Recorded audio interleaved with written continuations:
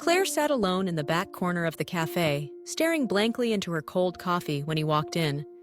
Pressed suit, perfect smile, eyes that looked like they'd seen too much.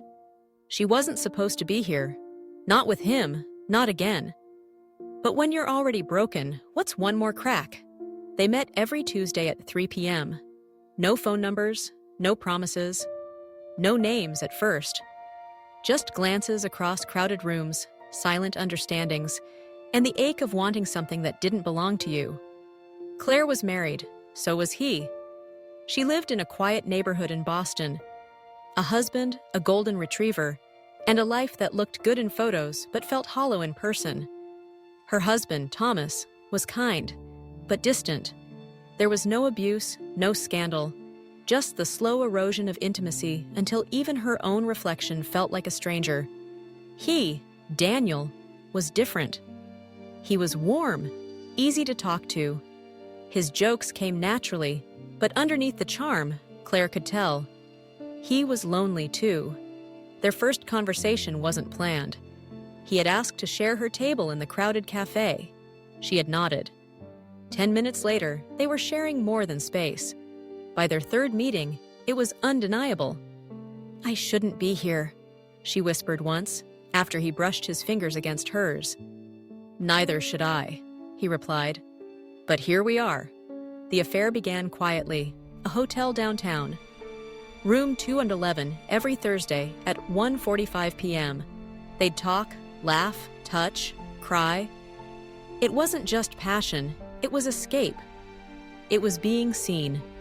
She told him about the way Thomas stopped asking how her day was. He told her about the nights his wife, Elise, would come home late and fall asleep mid-conversation. It didn't feel like betrayal, it felt like survival. But feelings don't follow rules. Claire fell first. She didn't say it, but it was there. In the way she lingered at the door, how she memorized his cologne, how she stopped bringing makeup to the hotel because she wanted him to see her as she really was. Daniel knew too, but he was scared. Scared of the life he'd built. Scared of what would collapse if he admitted what he wanted. Then everything changed. One rainy Monday morning, Claire sat at their cafe, waiting. Daniel never showed. She called the hotel. Nothing. She went home, pacing, breath shallow. That night, her phone rang. An unknown number. It was Daniel. His voice was shaking. "Elise! She's gone!" Claire blinked. "What?" "There was an accident. A drunk driver. She didn't make it." The silence that followed wasn't just shock. It was the collapse of the fantasy. He was free now. But not by choice. Claire didn't see him for weeks. He disappeared into grief. When they finally met again, he looked thinner, older, worn. "I thought I'd feel something different," he confessed. "But I just feel guilty." Claire reached for his hand. "You didn't wish this."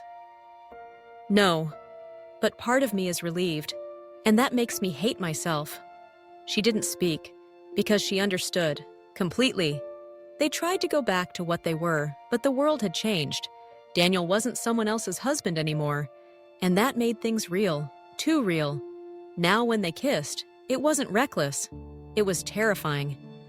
Claire had to face a question she never thought she'd answer. Would she leave? Would she give up the only stable thing in her life, her marriage, her home, her reputation, for a man who was now more broken than before? The answer came not in words, but in slow withdrawals. Less time, shorter calls, delayed responses. Daniel noticed. "You're slipping away," he said one day, eyes red. "Why?" She looked at him, her voice barely a whisper. "Because if I stay, it means I have to live with what we did, and I don't know if I can love you and forgive myself at the same time." It hurt more than any goodbye. He didn't beg.